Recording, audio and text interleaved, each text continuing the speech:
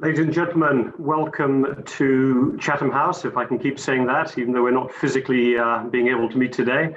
But welcome in particular to this meeting on the future of liberal democracies, and a very strong welcome to Tony Blair, former Prime Minister Tony Blair, and former Foreign Secretary Jeremy Hunt. Great to have both of them with us to kick off this early year meeting on such an important topic. And I want to just remind you all, this is actually the first in a series of meetings that we will be holding on the future of liberal democracies and their alliance relationships, a series that we've devised in cooperation with Jeremy Hunt, with Jeremy, who made this topic, along with the rule of law, one of his hallmark issues during his time as Foreign Secretary, and which, as I think you all appreciate, is especially topical right now, not least with all of the events taking place in the United States, but also around the world. I will let Jeremy explain a little bit in a minute himself, his own motivations for working with us on this meeting series that will take place through the course of 2021. I do want to say, from a point of view of Chatham House as director of the Institute, that as we start our second century, and that's what we're doing now in January of 2021, one of our global goals is more accountable and inclusive governance, and strong liberal democracies are going to be playing an absolutely pivotal role in that, in achieving that goal. Both our US and Americas program and our Europe program are doing some very interesting project work on that topic, but so are our other regional programs, Africa, Asia Pacific, Russia, Eurasia, Middle East, all of them looking into the issues of state building, state strength, accountable governance, and being able to preserve and strengthen those democracies that are already in place. So with this in mind, we will be continuing this topic through 2021. Jeremy Hunt's going to be holding some more conversations. We have also, with his good graces, been able to engage some other former foreign secretaries, David Miliband and also William Hague, to help us in this process. But we will be bringing all those ideas together with some very interesting, I think, and diverse practitioners from around the world, all bringing their different perspectives on the future of democracy. What it leads me to say right now is a couple of housekeeping issues. Number one, this meeting is on the record, I think self-evidently, not least given the large number of our members who joined us today. Please, could you submit your questions through the Q&A function on Zoom, at the bottom of your screen. We will not be using the chat function or the raise hand function for that purpose. And we really do look forward to some interesting questions from you after Jeremy and Tony Blair have had a chance to engage a bit in conversation. So with that, I'm going to hang back and hand over to Jeremy Hunt. Jeremy, great, and really looking forward to running this series with you. Thanks very much for your input. Thank you very much indeed, Robin. During one of last year's never-ending lockdowns, I decided to write a book on this big issue that I wrestled with as Foreign Secretary, namely whether open societies and liberal democracy really has a secure future, given that within this decade, for the first time in our lifetimes, the world's largest economy will not be a democracy. And it's such a big question that I decided I should interview a number of current and former world leaders. And I'm delighted to do so in collaboration with you and your brilliant team at Chatham House. You know, you are probably the preeminent think tank on these issues. And so it's a great privilege for me to do that. And I'm even more delighted that our very first interview in the series is with former British PM Tony Blair, who needs absolutely no introduction, except perhaps to say that his interventions on testing and vaccination strategy during the pandemic have been extremely insightful and indeed a very good predictor of government policy more than a decade after he stepped down. So that, and of course he's very well known for his opposition to Brexit, and he has asked to open with some comments, not just about the future of liberal democracy, but Britain's role in the world post-Brexit. So first we'll hear Tony's comments, then I'm going to ask him some questions, and after that we'll have questions from the audience. So over to you, Tony. Right, thank you very much, Jeremy, and thank you to you and to Robin and Chatham House for the invitation to speak about post-Brexit Britain and its role in the world. So many thanks. And it's in case anything goes wrong with the technology, I'm not used to giving speeches in this format. And before anyone, because whenever I'm in front of this particular backdrop, I should point out this picture behind me is not it's not specially for the occasion of talking about Britain. It's actually a painting of a mural in Northern Ireland during the course of the Northern Ireland Troubles, just FYI. So, right, so I'm going to give some remarks, then Jeremy and I will have a conversation and other questions. I campaigned so long and so passionately against Brexit because I believed it to be a strategic error, not just of policy, but of destiny. And I haven't changed my mind about its wisdom. But reality is reality. We have done it. We must live with it, and we should make the best of it. As I've said recently, if a return to Europe is ever to be undertaken by a new generation, Britain should do it as a successful nation Europe is anxious to embrace, not as a supplicant with no other options. In any event, we should make a virtue of necessity and see in Brexit's consequences an opportunity and an obligation to renew our country and its place in the world. To succeed post-Brexit, my basic case is that Britain will have to make some radical changes. It's no longer leave or remain, but change or decline. Brexit obliges this precisely because without such changes, Britain's future is inevitably poorer and weaker. Now, Brexiteers will often balk at this stark statement, but this is where any sensible debate about the future must begin. Because just as Brexit is a reality, so are the short-term consequences of doing it. It's not to say that long-term, these consequences cannot be reversed and Britain's future be bright. I believe it can be. But it is to recognize that if we leave the decision-making forum of the world's most significant political union and deliberalize our trade with the world's largest commercial market, both of them on our doorstep and on our continent, the immediate effect cannot seriously be other than to lose political power and face more difficult economic circumstances. The right response, therefore, is to treat Brexit as a sort of jolt, as a catalyst for change, which is necessary even without Brexit, could have been done without doing Brexit, but which by the challenge it poses us, focuses our mind, and Brexit somehow enables. So this is a short speech, some framing thoughts, though frankly, each of them would merit a long essay. The first point is this. A country is more influential and powerful externally if it is successful internally. People will pay more attention to us, treat our views more considerately, be more willing to be our allies if our economy is strong, our society cohesive, if people look at us and see a nation to emulate. Britain has core strengths, some world-class companies, including in new technology, a preeminent financial sector, our universities, great centers of innovation, the English language, a good geography, and for all the divisions over Brexit, I believe we're still broadly a socially tolerant liberal democracy. Neither climate nor identity politics divide us with anything like the rancor, for example, in the United States. So we should take these strengths and we should build on them. The aim should be to put us at the forefront of technology innovation and make Britain the best place in the world to do business. We're going to need major reforms to our public services, welfare, our regions, and our infrastructure as part of a big vision, big plan for the economic and social renewal of the country. Easy to say, hard to do, especially post-COVID-19. And we can't afford to lose any part of the UK in the process. Second, we need to review and reshape our alliances.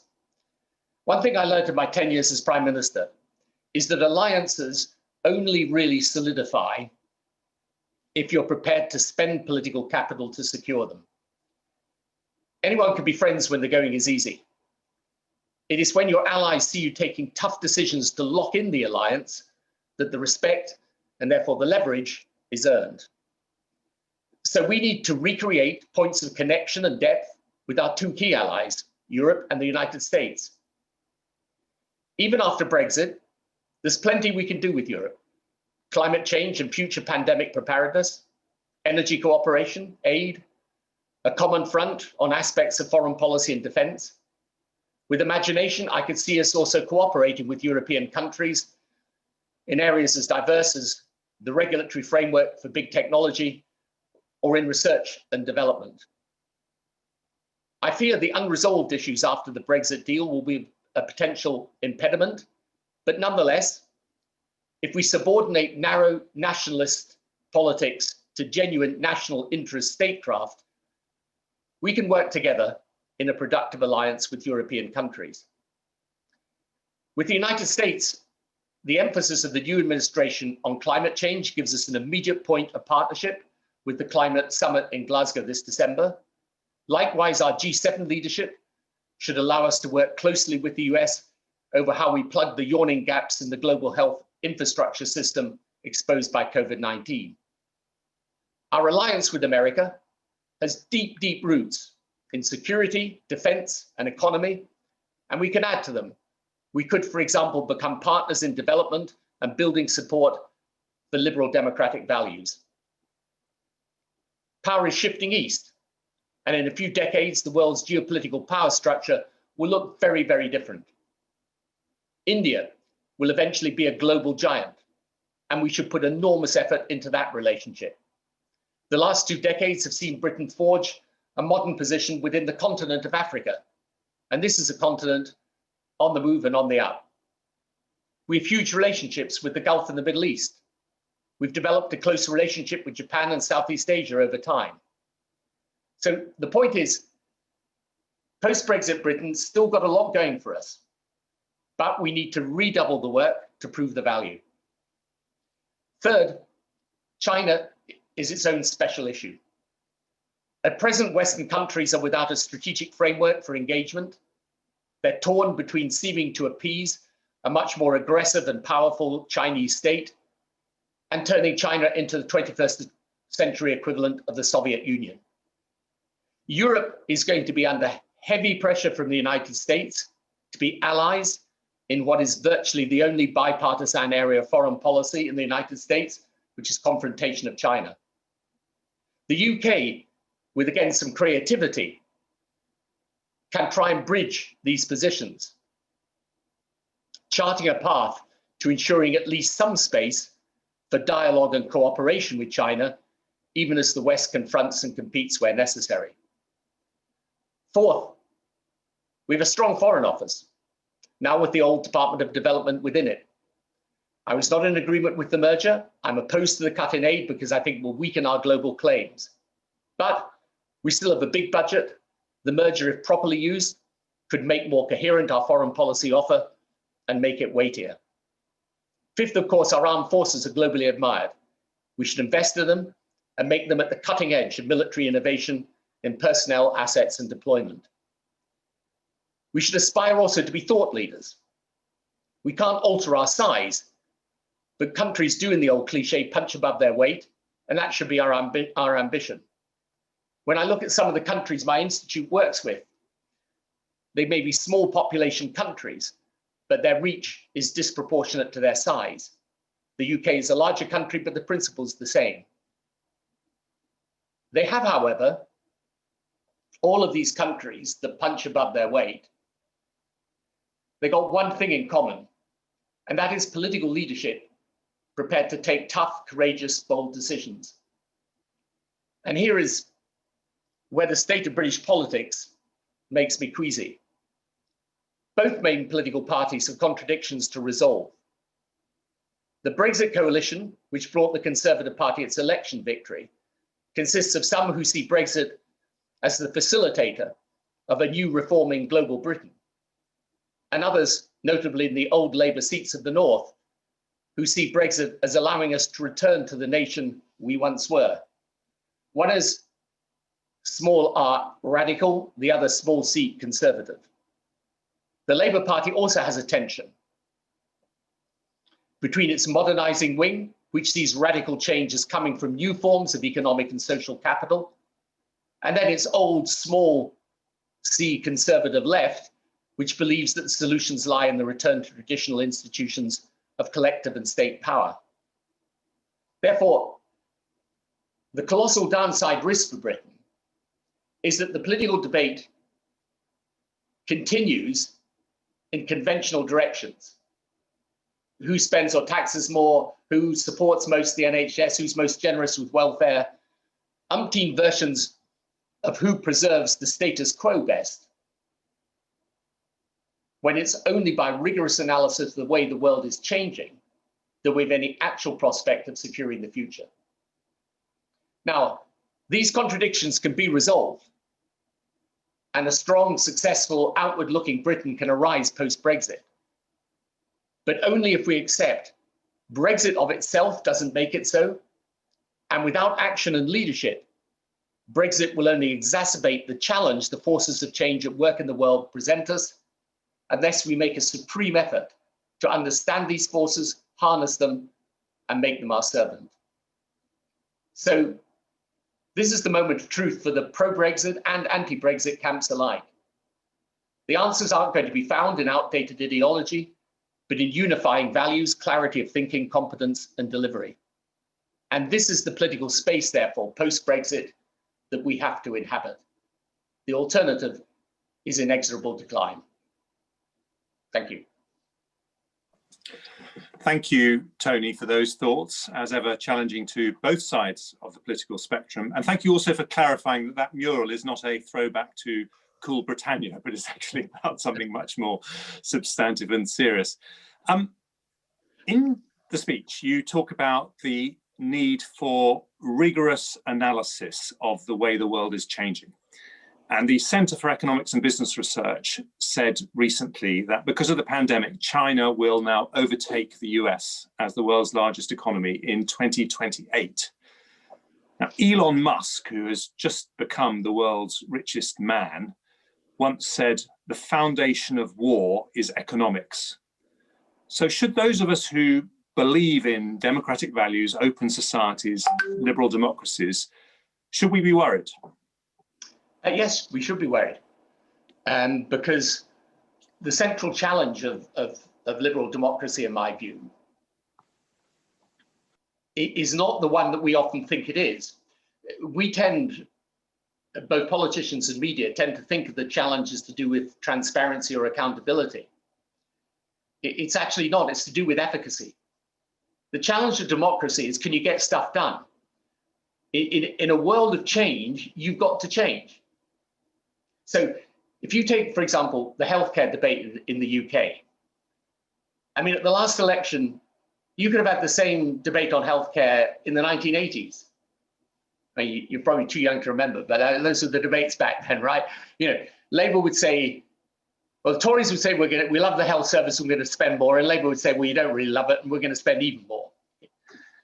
So the question for healthcare today in the 21st century is, how do you utilize technology, develop innovative treatment? How do you pay attention to public health and prevention and not just cure?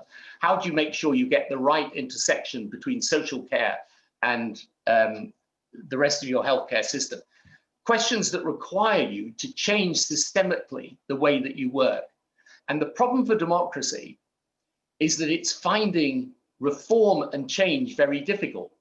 And that's why it's lurched into populism, because the populist comes along and says, look, it's an easy solution, right? You build the wall, or you do the Brexit, or whatever. And of course, the solutions aren't easy. They're really difficult and require deep systemic change. So that is the challenge of liberal democracy today. And it's a challenge because for the first time in the world, where I notice I'm going to countries, for the first time in my political lifetime, I'm going to countries.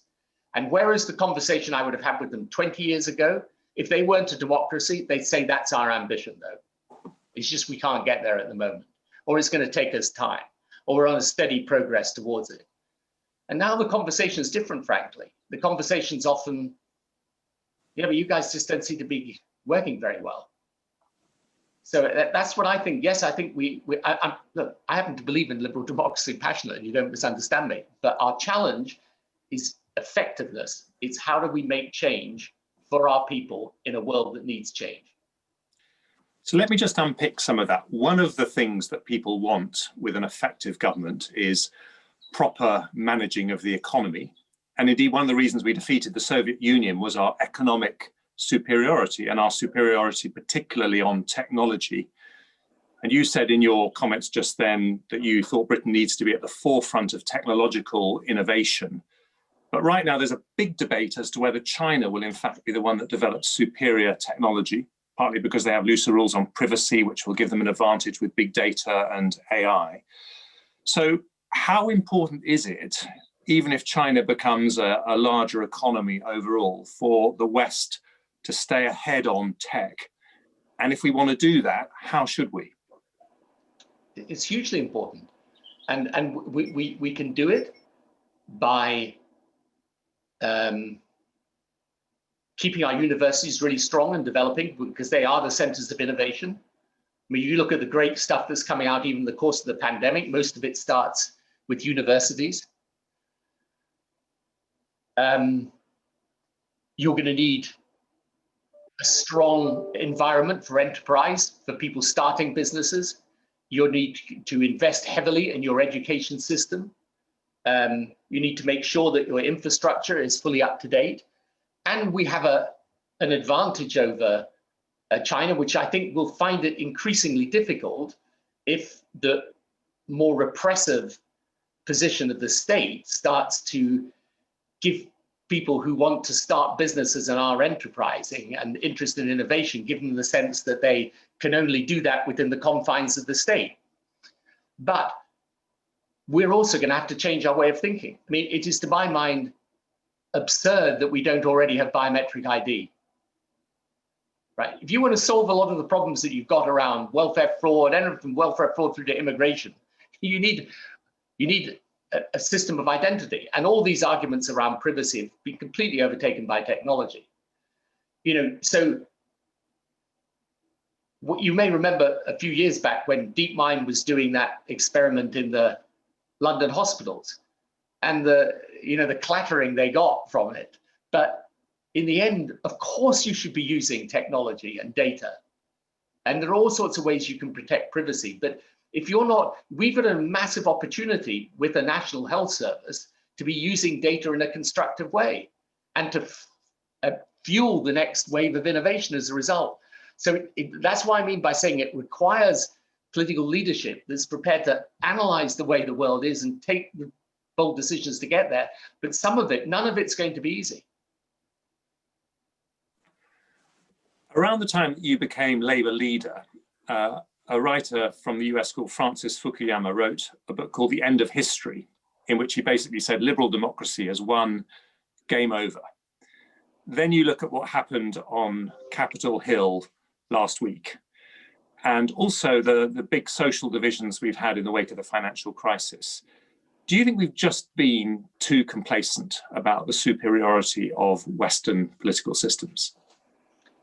I mean, in short, yes. The question is, what have we lost that could have circumvented some of these issues? And again, I'm just going to be very blunt with you about it, Jeremy. We lost a strong radical political center. That's the place where the best change comes from in the world today. Because the solutions are not really ideological. And the problem for the West is it got a bad dose of ideology just at the time when the technology revolution was meaning those solutions are completely, out of date. Values matter.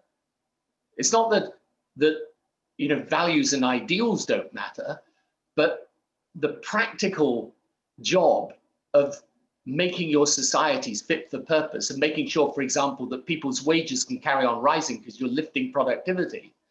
Those in the end are resolved, I'm afraid, by people who understand the way the world is and acting with the right values and making the right changes. And that's what we've lost. And And I mean, this is just my view. You know, a lot of people disagree with it, but I think the fact that the centre then became the place to protect the status quo in an era where people want change, it kind of corroded the centre, and he went off. You know, you can see in our own politics. Your party went off after Brexit. My party went off after Jeremy Corbyn, and you know, hey presto, here we are. But isn't the critique of the centre that politicians who espoused centrist policies just made one really huge screw up, which is that they lost touch with a very important chunk of their electorate, whether in Britain, the US, or continental Europe, which is essentially those parts of the electorate that don't have university degrees. It's about half of US voters, about 2/3 in Europe. And if you look at Attlee's cabinet, for example, half of the members of that cabinet had blue-collar backgrounds. But by the time you came to power, it was, I think, just one of your cabinet ministers had a blue-collar background. So do we not need to put that right? Yeah, a few more than one, but I don't really think this is a correct analysis, actually. First of all, by the way, inevitably, as you know, your Ernie Bevans today would be going to university. I mean, it's just the way it is, right? As education improved and more people went to university, this was inevitable. And so, you know, people like John Prescott, Alan Milburn were bound to be exceptional by the time you start to get to that period of time. But the other thing is that, you see, the centre, to hold it, you always had to hold, for example, for the Labour Party, we always had to hold together a coalition of very traditional working class, aspirant working class, and the socially liberal. If you look at what New Labour had, it was those elements together.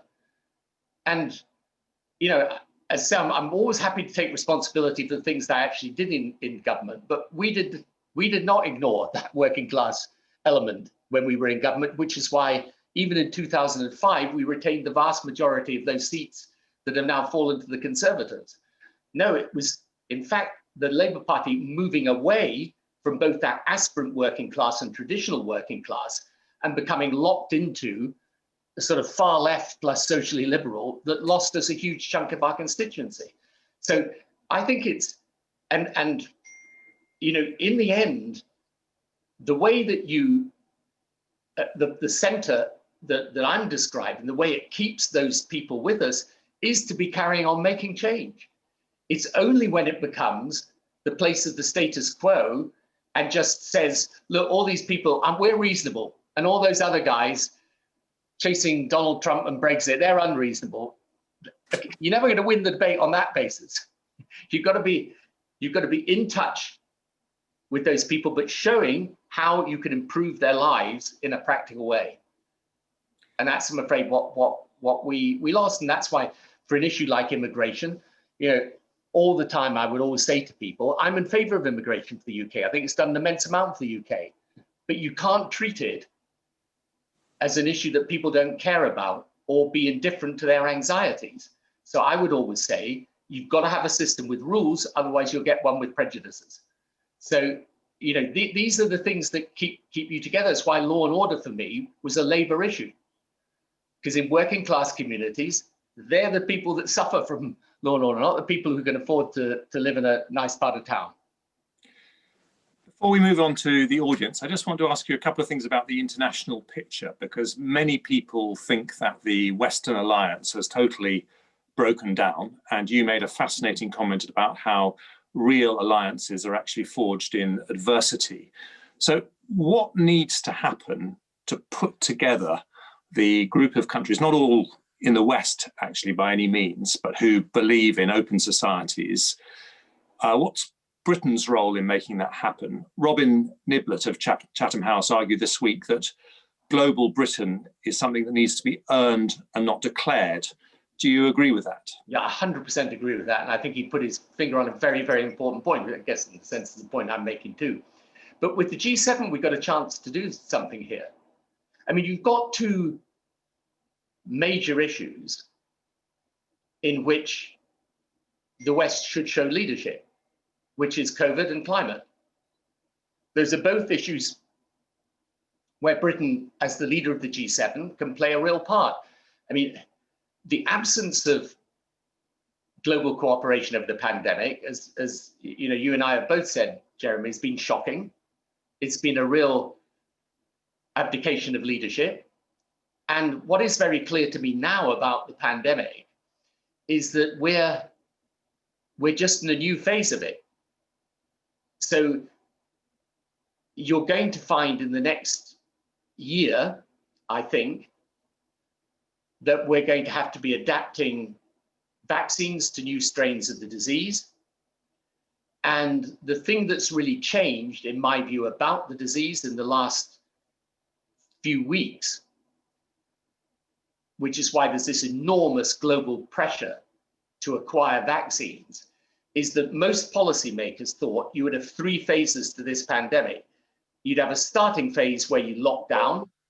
You'd then have a second phase where you had control of the disease, but were living with it for a time.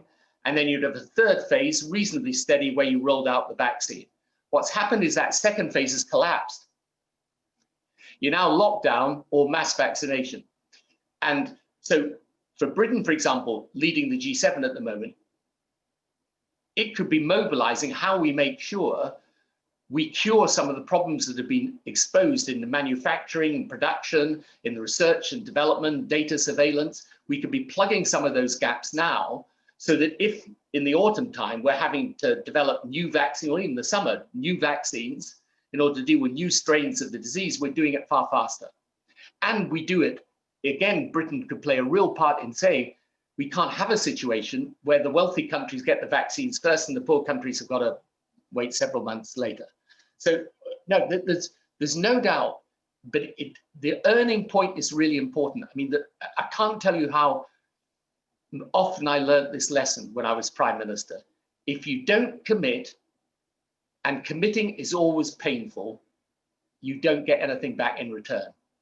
And what often happens with politicians and political leaders is they feel their own politics so keenly, they don't see the other person's politics.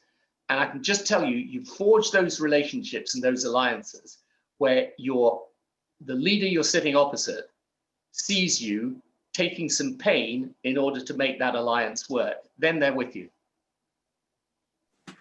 Thank you. Now, I've just got a couple more questions for you, Tony. And just to tell everyone else, if you want to ask a question to Tony, please type it into the chat function, and then I will relay those questions to Tony. But you did generously say you were happy to talk about your own record, and I wonder whether I could just ask you about a couple of aspects of that which have some salience in modern politics.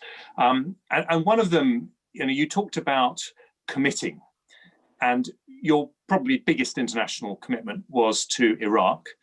And I just wonder whether you think some of the challenges we face in the Western Alliance relate to a loss of moral authority from military endeavours like Iraq, but not just Iraq, Libya could be another one, which haven't turned out as expected. I don't think it's a loss of moral authority, but what people question is whether, because I think most people who are sensible don't question the motives behind it. I think what people question is, did it work out in the way that was planned? And the answer to that is no. So the issue really is, what lesson do you learn from that? And I suppose, again, what I would say is you've got to be careful that you don't learn the wrong lesson. You've got to learn the right lessons and not the wrong ones. The right lesson is that and this was the lesson we learned again with the Arab Spring, frankly, is that when you remove the dictatorship, which has been suppressing a whole set of forces within a country for a long period of time, then once you remove that dictatorship, those forces come to the surface and you're in a whole new stage of conflict. But learning the lesson you therefore, which is the lesson a lot of politicians have learned, that you therefore stay out of all of these situations. Well, you know, that is what means that the future of Syria today is going to be determined by Russia and Iran, who have, by the way, committed over 10 years. And Libya probably, I don't know, Turkey, Russia are probably the two main players at the moment there. even though we were instrumental in removing the regime. So I think, no, I think the important thing is yes, of course, to ensure that whatever you're doing is done accordance with the right principles and for the right purposes. But I still think the basic point about commitment is clear, and you're not going to be able to determine the future, for example, of what is happening. You take what I think is the next big arena, which is the Sahel in the northern part of sub-Saharan Africa, where you could get new waves of extremism and migration. I mean, are the Western nations really committed to trying to help that situation? Much of which, by the way, has come from the destabilization in Libya. I'm not sure that we really are. But if we don't, in some years' time, we'll be faced with the consequences of that. Finally, from me, and before we move on to the audience, you talked in your comments about the importance of holding the country together in this post-Brexit period. Have things gone according to plan in terms of the devolution settlement that you gave to Scotland? Well, when I was in office, I would say that after the initial creation of the Scottish Parliament and devolution, it wasn't really a major factor for me as a Prime Minister. I think what happened subsequent and what has put Scottish independence back centre stage again are two things. First of all, the Labour Party lost its position in Scotland completely, but I think for reasons that were avoidable. And really the only effective opposition that's come to the SNP in the last decade was actually when Ruth Davidson was the Conservative Party leader in Scotland. But that's a whole other discussion. And the second thing was Brexit put it back on the agenda again. I mean, I'm not just making a sort of crass anti-Brexit point, but I mean, the fact is, it's given the nationalists a whole new lease of life, because don't forget, there was actually a referendum in 2014 and Scotland voted to stay in the UK. Thank you. Well, we've got a lot of questions and we've got to finish at 2 o'clock, but I'm going to try and get through as many as I can, and I may group some of them to try and make sure that we can get through all of them. But let me just start with this question from Leslie Birch, who says, it seems to me the US and UK constitutions are out of date and we are no longer representative democracies. Do you agree? And what reforms would you advocate on the constitutional side? Are we not representative democracies? This is not my question, I have to say, but I think we are. Constitutional reform. But so, I mean, to be absolutely blunt about it, I was always a skeptic that you could solve a political problem, what is essentially a politics problem, with constitutional change, which is not to say I don't, I exclude those things. We did a lot of constitutional change to the government, but no, I think the basic point is that politics has become deeply polarized. And in the end, democracy is not just about a form, it's about a substance and a spirit. And you can have a form of democracy as people casting their vote, but if one half of the country hates the other half of the country, you're going to find, as the Americans have just found, that legitimacy starts to get challenged, even when it really shouldn't and can't be on any sensible basis. And that's the biggest worry. That's why I say, my view is the spirit of a democracy is people being prepared to disagree with each other and still be amicable with each other.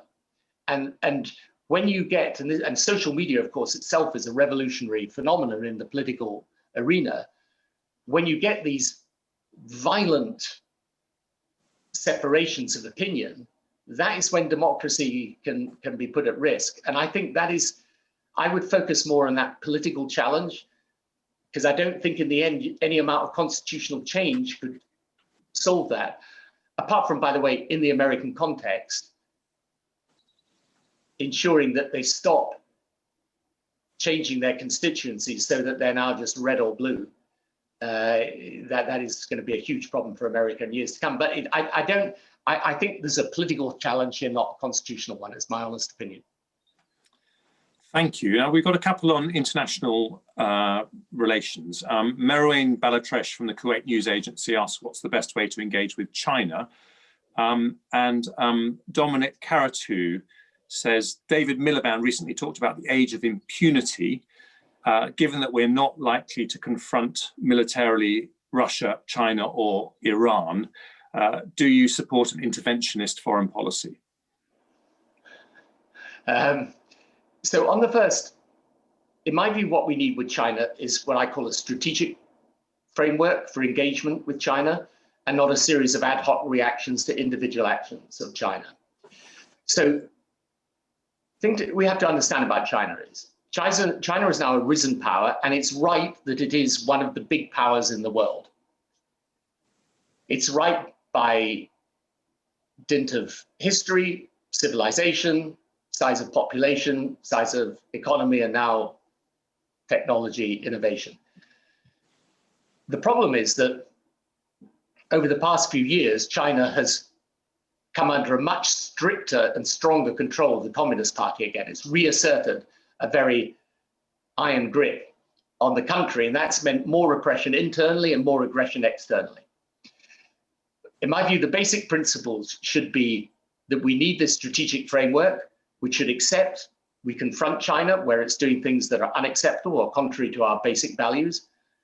We will have to compete with them because competition is going to be natural, but we still need to cooperate with them in certain key areas. Climate is one, the pandemic is another, actually stabilizing the global economy, yet another. So there's no way out of, in my view, that engagement with China. The question is, what's the best format to do it in? And in my view, there is where America and Europe should try and form a common position, and Britain can play a part in trying to reach that common position. Because the most dangerous thing would be if you have these two rival powers, America and China, and Europe starts to navigate between them. I think that would be a mistake, because in the end, the Chinese system will have to evolve. I don't think you can keep that tight grip on a people that's going to become increasingly prosperous over time.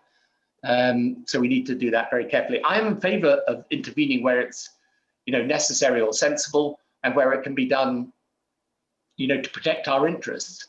But that doesn't always mean hard military power.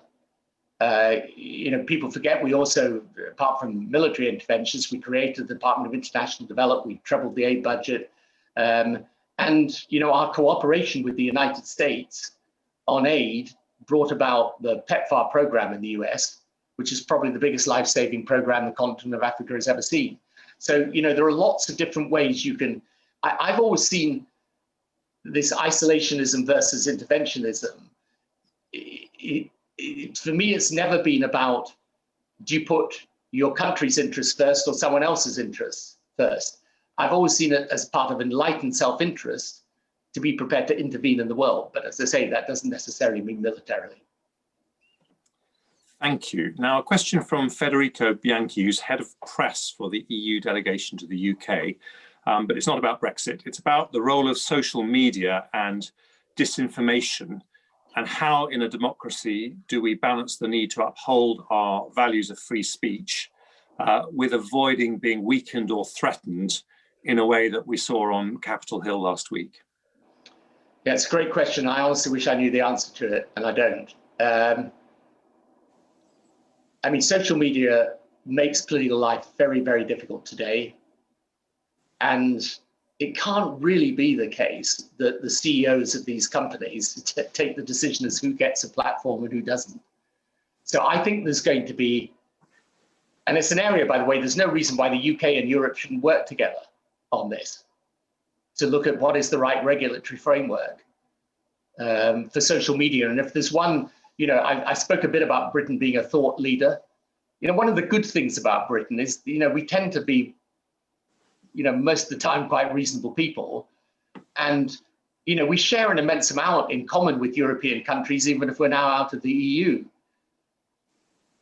I think getting the right framework for this is going to be important because, again, to go back to the point about democracy, if you can't exchange information in a reasonable way with some, at least some approximation between facts that are accurate and facts that aren't, it becomes hard to have a democratic political debate. And I think this whole, I've been saying for a long time, this issue to do with social media technology companies, you've got to take this out of the realm of the corporate, and it's got to become a public interest debate with some public interest regulation around it. Now, quite what that is the thing I think is really difficult, but the present situation can't be maintained, and I think the public themselves are anxious now about the damage that social media debate does to our political system. Thank you. Now, this is Diego Salama from the United Nations University, and he says, what role should the UK play in the UN and the multilateral system in general, and how do we justify our seat and our permanent veto on the Security Council? Well, it's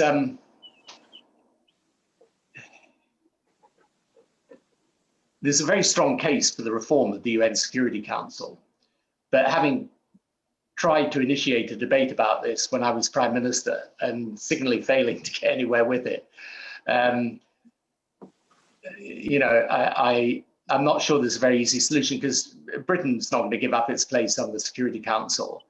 But on the other hand, of course, you look at the world today and say, well, India shouldn't be permanent member of it, Germany, Japan, and then you can start running through a whole series of countries.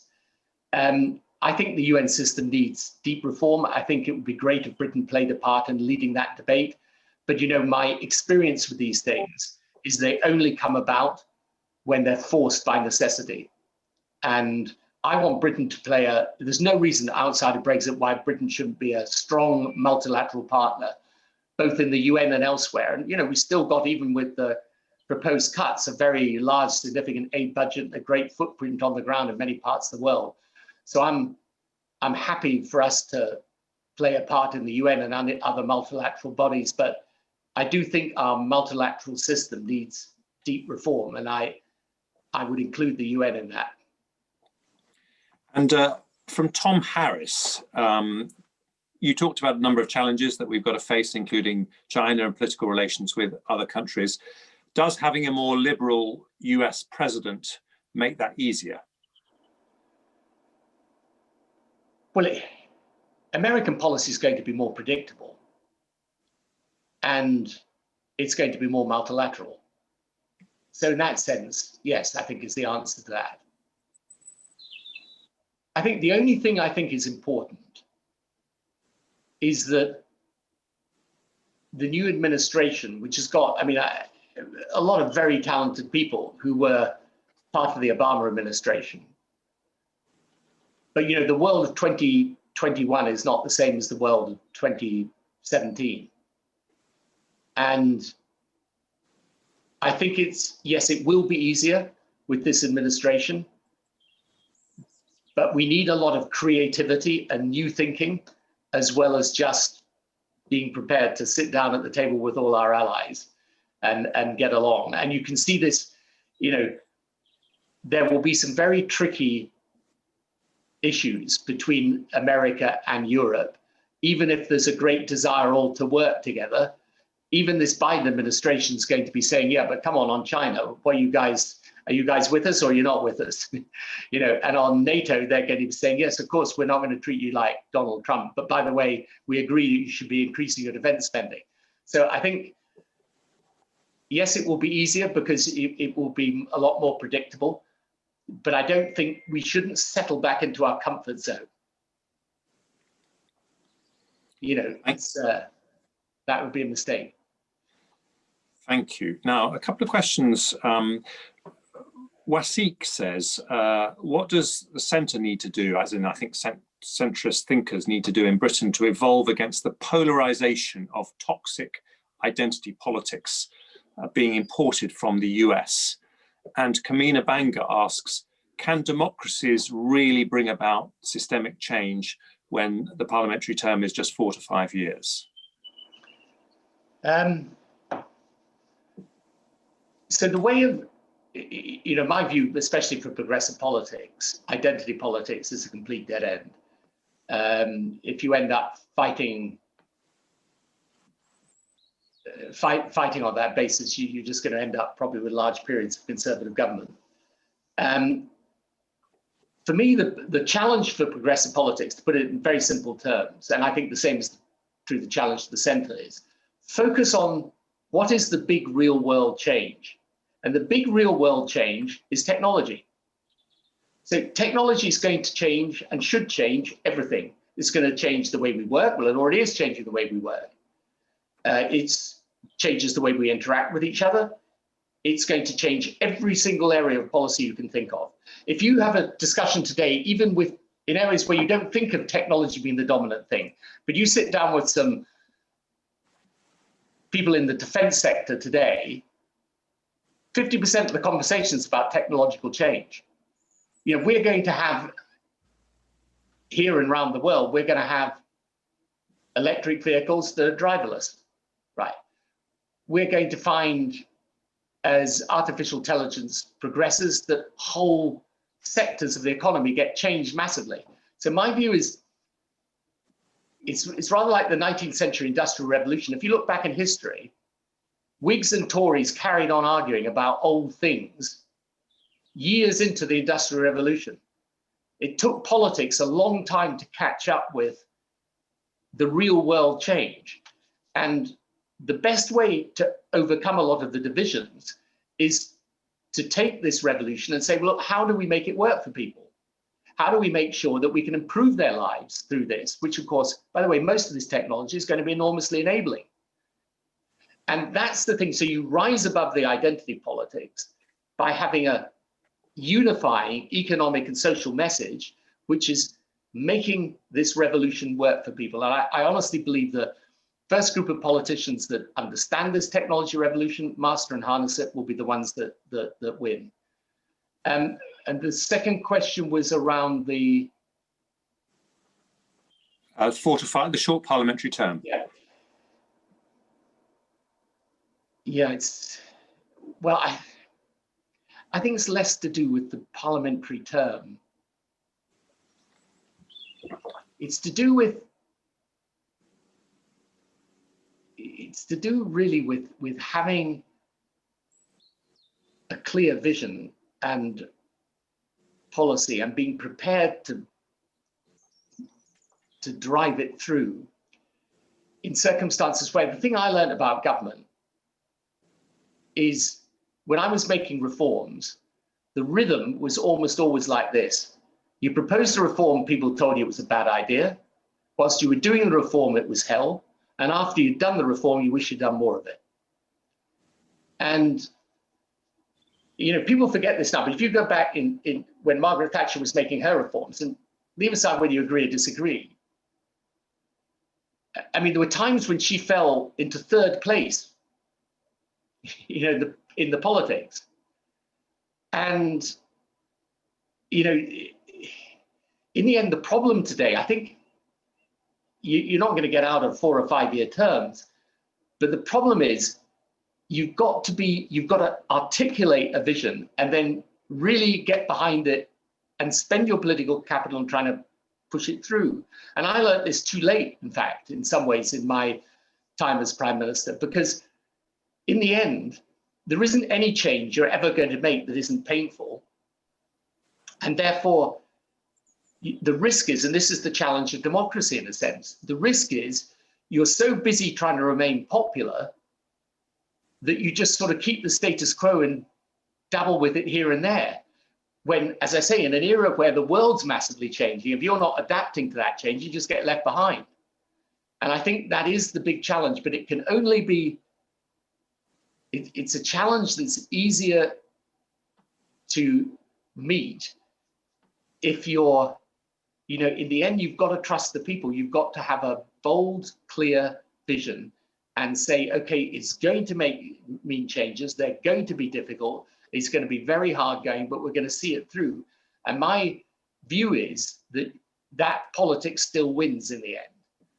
But the problem is a lot of politicians, particularly with social media battering them today, they think that's just a suicidal kamikaze type mission. So we're coming to a close, but I've just got three final questions, if I may. The first is from Julia McFarlane of ABC News, and it relates directly to what you said about getting ahead of the curve on the technology debate. And she's talking about the decision by Twitter to ban Trump. And she asked, should we have specialized ethics committees to decide whether or not governments should have ultimate control or regulate private companies such as Twitter and Facebook? Yeah, so my institute put out a paper on this a few months back. I mean, I think you've got to treat these companies to a degree as public interest companies. And it can't be right that the CEO of the company decides whether the President of the United States has a platform or not. So you're going to have to find some way of getting a system of regulation that is not simply driven by the views of the company. So I think this is a big, it's a part of what is a big debate, which is how do you regulate these large technology companies that have an influence politically of an outsized amount. And I don't think you can do that unless you accept to a degree they are public interest companies and not just private corporates. Thank you. And a question from James Strong, who says, there's a lot of negativity in the world at the moment. What are you optimistic about in 2021? What I'm optimistic about is that at one level, if you see what this pandemic has posed us as a challenge, the world has carried on functioning. I mean, it's been tough and difficult, but I'm optimistic about the opportunities of technological change. I'm optimistic because even, I spend a lot of time out in the Middle East. I see things happening there that make me optimistic. The Israel, United Arab Emirates Accords, for example, which I worked on quite a lot. And then I spend a lot of time in Africa, which is the poorest continent in the world. Its population is set to double. But I feel in the countries we're working in, okay, COVID poses very special problems, but the quality of government's getting better. The life of the people's getting better. Life expectancy is going up. We're actually getting on top of the killer diseases. And even though the challenges are immense, there is real progress. And you take a step back and look at the arc of the last 30, 40 years, the world's lifted more people out of poverty than ever before in human history. So I remain optimistic. I'm just not quite so optimistic as I was about Western democracy right now. Thank you. I'm just going to exercise chair's privilege, if I may, and give the very final question to my 10-year-old son, John, who just wants to ask a very quick final one. So I'm just going to let John sit in my chair. There we are. Hi, John. How are you? Good, thanks. Nice to see you again. Do you think the climate crisis will be over by the time I'm your age, or do you think the world is going to end? I think it's going to be over by the time you're even younger than me, because I'm now quite old. But I think the key to it will be having the ingenuity and creativity to develop the science and technology that allows us to develop sustainably. So I was just talking about Africa a moment ago. If the population doubles and the people all need to get the same things that we take for granted in the West, so they need electricity and transport and power generation and all that building. We've got to help them do that in a way that's clean and green. And you can only do that if you invent the science and technology to allow us to do so. But we're getting there. We're doing a lot better than we did. Before you were born, and when I was in the Prime Minister, solar power and wind power were considered pretty weird and not very viable things. And today, they're a major part of our energy production. So no, I am optimistic about this, John. You will be younger than me by the time we're on top of this issue. Well, Tony, thank you very much indeed. That's been a fascinating discussion on a huge range of things. So on behalf of me, but also on behalf of Chatham House and all our audience today, a very big thank you for your time. To the audience, we will have future interviews, and we're hoping the next one will be with Dr. Henry Kissinger and possibly the Canadian Deputy Prime Minister Chrystia Freeland, and we'll also have former Foreign Secretaries William Hague and David Miliband in the chair, so we hope you'll join us for those. But in the meantime, Tony, thank you for a fascinating discussion and some really interesting insights on the big challenges we face. So it's a really weird thing, but if we could just give a virtual clap to Tony, I will say thank you to everyone, and this concludes the session. Thank you all very much indeed. Thank you. Thanks, Jeremy.